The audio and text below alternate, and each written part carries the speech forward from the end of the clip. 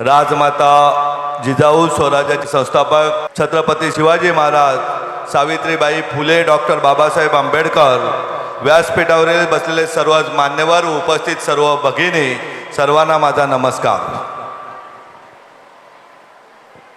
आजच्या मेळावा करतोय हे समजून तुम्हाला प्रश्न पडला असेल का परवाच रक्षाबंधनला येऊन गेलो, परत का आपल्याला आप्पांनी बोलवलं असेल? तर त्यानं महिला सक्षमीकरण म्हणजे काय हो? आर्थिक, राजकीय, सामाजिक, सांस्कृतिक, समाजाच्या इतर सर्व क्षेत्रामध्ये महिलांच्या सहभागास प्रोत्साहन देऊन त्यांना सक्षम करणे। महिला सक्षमीकरण म्हणजे काय हो? त्यांच्या अधिकारांचं संरक्षण करणं आणि कोणत्याही प्रकारच्या गुन्ह्यापासून सुरक्षा प्रदान करून सक्षम करणे। याचा अर्थ महिलांबाबत कोणताही भेदभाव करू नये। महिला सक्षमीकरणासाठी शिक्षण हा सर्वात महत्त्वाचा हेतू आहे। त्यानो गेल्या 15 दिवस, महिनाभर अशा परिस्थितीमध्ये आपण आहोत का डोक्याला सुन्न करणाऱ्या घटना आपण ऐकतोय। कधीतरी पश्चिम बंगालमधील डॉक्टर ताईची घटना ऐकतो, तर कधी उत्तराखंडमधील आपल्या एका भगिनी कामावरून जात असताना तिच्या अत्याचारावर बळी पडतोय। काल परवा आपल्या बदलापूरची दुर्घटना आपण ऐकली। कशा प्रकारे परिस्थिती आज आपल्या घरापर्यंत येऊन पोहोचली आहे। आणि परवा कल्याणमध्ये आम्ही मंगलागौरीचा कार्यक्रम करत असताना त्या दिवशी कल्याणमधली घटना ऐकून अक्षरशः अंग थरथर कापायला लागलेले, अशी परिस्थिती आज निर्माण झालेली। त्यानो आजच्या काळामध्ये मगाशी मॅडम बोलल्या त्याप्रमाणे आत्मसंरक्षण करायला तर तुम्हाला शिकवायला लागेलच। ज्या ज्या गावामध्ये तुम्ही सांगाल, ज्या ज्या शहरामध्ये सांगाल, तिथे तिथे आत्मसंरक्षणासाठी तुमचा भाऊ तुमच्यासाठी टीम पाठवेल। परंतु 2 वर्षाच्या ताईला, छोट्या बाळाला कसं काय आपण आत्मसंरक्षण करायला शिकवणार हो? 70 वर्षाच्या आजीला कसं काय आपण आत्मसंरक्षण करायला शिकवणार? त्यासाठी तायांनो, पहिल्यांदा आपण मुलीबरोबर मुलालाही संस्कार द्या। कारण घटना करणारा असतो नराधम, तोही पुरुषच असतो, तोही आमच्या घरातीलच तरुण असतो। त्यामुळे त्याच्याकडे लक्ष द्या। तो मोबाईलवर काय करत असतो, तो रात्री किती वाजता येतो, त्याचा मित्र परिवार काय आहे। आज आपण पाहतोय गावागावात, घराघरात, आमच्या जव्हार मोखाड्यापर्यंतही आपू, गांजा, चरस असे अंमली पदार्थाचं सेवन वाढलेलं आहे। बोईसर पट्ट्यात वाढलेले, तुमच्या भिवंडीच्या ग्रामीण भागातही अशी परिस्थिती झालेली आहे। अशा वेळेस आम्हाला नुसत्या 2 घरचा दिवा लावण्यासाठी नाही, तर 2 घरचा संस्कार देण्यासाठी, चांगल्या प्रकारचे विचार देण्यासाठी आम्हाला काम करावं लागलेलं आहे। त्यानो आजची परिस्थिती काय आहे? आपल्या आरोग्यासाठी तर जिजाऊने हॉस्पिटल बांधले का गावोगावी मेडिकल कॅम्प घेऊन तुमच्या आरोग्याची काळजी घेणे ही जिजाऊचं बंधनकारक आहे। आपल्या मुलींना शिकवण्यासाठी आपण 8 CBSE शाळा काढल्यात। यापुढे सांगतोय का आपल्याच भगिनी किंवा छोट्या छोट्या लहान मुली ज्या आहेत, ज्यांच्या आई-वडील कोविड काळामध्ये गेले असतील किंवा शिक्षणापासून वंचित असतील, अशांच्याही विद्यार्थ्यांची व्यवस्था आपण करतोय।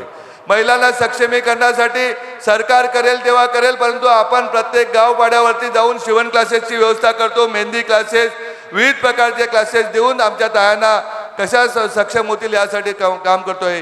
परंतु गेल्या महिनाभरामधल्या घटना ऐकून आता आपल्याला मुलगी बाहेर पाठवायची का नाही, छोट्या मुलीला उद्या ड्रायव्हरच्या बरोबर शाळेत पाठवायचं आहे का नाही, हे प्रश्न निर्माण झालेले तायांनो। आणि या सुधारणा कोण करणार आहे? तुम्हाला वाटेल गेल्या 79 वर्षामध्ये सरकार करेल, तर सरकार काय करेल असं मला वाटत नाही। सरकार किंवा आपल्या मीडिया असतात ते 2-4 दिवस हलल करत असतात, लोक रस्त्यावर येत असतात। कालांतराने ज्याप्रमाणे लोकल वाहते त्याप्रमाणे परत घटना विसरून जाते, परत घटना निर्माण होते, त्यावेळेस आपल्याला जाग येते। आज आपण पाहतोय देशाला स्वातंत्र्य मिळून इतकी वर्ष होऊन सुद्धा दररोज पालघर सारख्या जिल्ह्यामध्ये कुपोषणाने 3 लहान छोटे बच्चे मरण पावतात। आपल्या ठाणे पालघर जिल्ह्यातली दर 15 दिवसातली घटना येते का पोटातल्या बाळासहित ताई मरण पावते। अशा वेळेस आम्हाला जागृत राहावं लागेल तायांनो। गावचा ग्रामसेवक जागृत करेल, गावचा तलाठी जागृत करेल, तहसीलदार करेल, प्रांत करेल, BDO करेल, यांच्यापेक्षा हा गाव आपला आहे, हा समाज आपला आहे। त्यासाठी आपण सर्वांनी एकत्रित आलो पाहिजे। आज किती अज्ञान आहे हो तायांनो आपल्याकडे। आता इथे भिवंडी तालुक्यातली एक ताई बसलेली आहे, अक्षरशः भिवंडी तालुका म्हणजे आमच्या मोनिका पानवे म्हणतात आम्ही तुमच्यापेक्षा आदिवासी भागापेक्षा खूप प्रगत आहोत। अगं ताई, ठाण्याच्या बाजूला असलेलं गाव आहे मानकोली, तिथली ताई आली होती परवा माझ्याकडे। मुलीला 450 नीटमध्ये मार्क मिळालेत, परंतु तिची आजी आणि तिच्या आत्या सांगतात मुलीला शिकवायचं नाही, मुलाला शिकवायचं असेल तर आम्ही पैसे देऊ। इतकी दुःखाची गोष्ट आज बघायला भेटते। मी मुद्दाम त्या ताईला बोलवले किंवा त्या भाचीला बोलवले का आज एवढ्या लाखोच्या संख्येने पुरुषाच्या बरोबर महिलांना 50% जिल्हा परिषद पर्यंत आरक्षण दिलेले आहे। आणि आज आमचीच ताई सांगते, आमचीच आजी सांगते का, आमचीच आत्या सांगते का मुलीला शिकवायचं नाही. यापेक्षा काय वाईट गोष्ट असेल. मगाशी आमची डॉक्टर ताई बोलली का जर जी ती शिकलेली आहे आज आपल्या भिवंडी तालुक्यातलीच एका बाजूची ती आहे, त्यामुळं आपण पाहतोय का ठाण्या शहरातल्या कोपरीतल्याही ताया आमच्याकडं बिंदास हॉस्पिटलमध्ये येतात, तिच्या गर्भपिशवीचं ऑपरेशन करतात, तिचे डिलेव्हरीचे करतात. त्याला कारण इथे तिची ताई डॉक्टर बसलेले म्हणून ते हक्काने येतात. आणि आजची परिस्थिती आपण बघतोय की विमान चालवायला ताया फिरल्या लागल्या, रेल्वे चालवायला लागल्या, बऱ्याच बँके CA वकील न्यायाधीश झाल्या. परंतु आमच्या भिवंडी तालुक्यातले आज इतका अज्ञान आहे. या अज्ञान कोण दूर करणार मोनिकाताई? आज घराघरात तुम्ही ह्याच गोष्टी तयार करायला लागा. कालच एका निरोप समारंभामध्ये एक नरेश पाटील म्हणून आमचे सर होते, ते रिटायर झाले. त्यांना तेच सांगितलं, झोपलेला समाज आपल्याला जागा करावा लागेल. आजही जाती धर्म किंवा विविध आमिषाने जर मतदान होत असतील तर आपल्या देशाला स्वातंत्र्य मिळालंय का? आपल्या देशाला स्वातंत्र्य मिळालं असतं तर अगदीच उमेदवार बघून मतदान दिलं असतं, कार्य बघून पक्षाचं दिलं असतं. प्रत्येक पक्षाच्या घटना चांगल्या असतात. परंतु आजची परिस्थिती आहे का साध्या नगरसेवकही ठाण्यातला असेल त्याचे 100 फ्लॅट त्यांनी घेतलेले आहेत आणि कार्यकर्ते आहेत डोके फोडायला किंवा डोके फोडून घ्यायला. हे सगळं चित्र आम्हाला बदलायचं आहे. जिजाऊ आहे अशी एकमेव आपली संस्था आहे. मग अशी पत्रकार महोदयांनी प्रश्न विचारला का या एवढ्या भगिनी लाखोच्या संख्येने कुठून आल्यात? म्हटलं या आमचा परिवार आहे.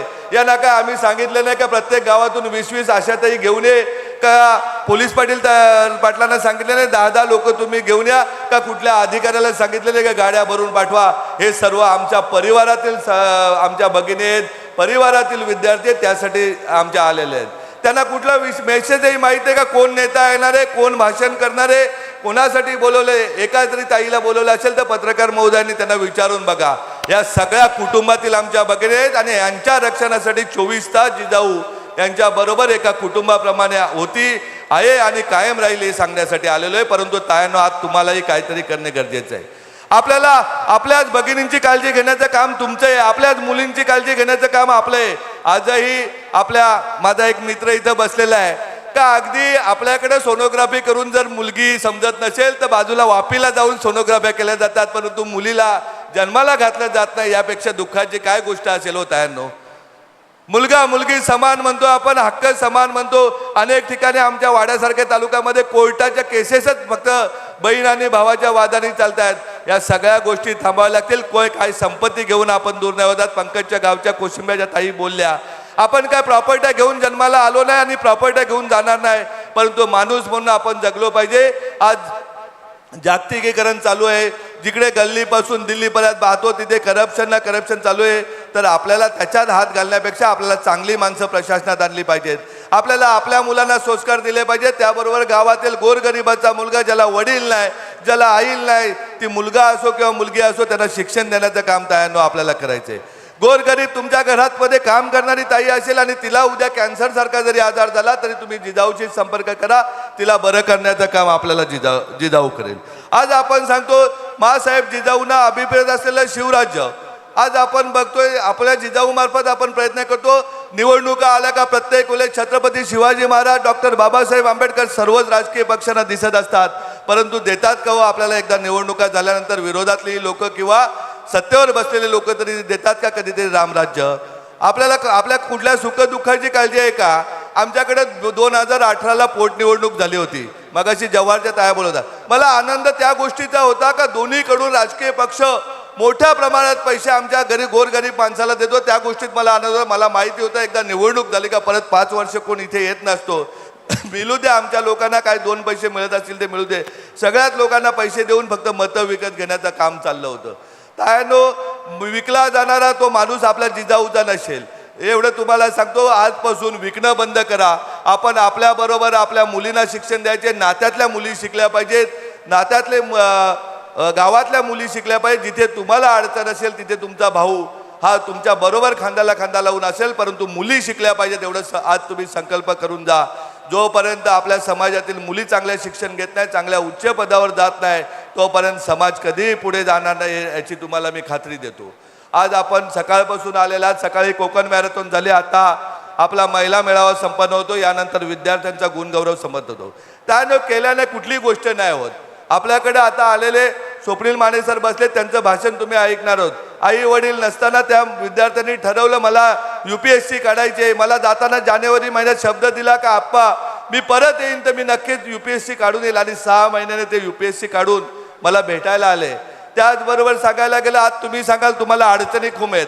आमच्या जव्हार मोखाड्यातल्या, मुरबाडच्या, शहापूरच्या, भिवंडीच्या ताया सांगतील आम्ही काय करू, आम्हाला खूप अडचणीत, आम्ही अडचणीला कसं सामोरं जाऊ. तायानो, जिच्या पोटामध्ये 2.5 महिन्याचं बाळ असताना आपल्याच मोखाड्याची मुलगी ठाण्याच्या किसन नगर परिसरात दिली होती. तिचे पती निधन होतात, 2.5 महिन्याचं बाळ तिची सासू धीर देते. ती भिवंडी तालुक्यातली नव्हती, ती आमच्या वाडा विक्रमगडची असेल, त्याच्यामुळे तिने तिला धीर दिला.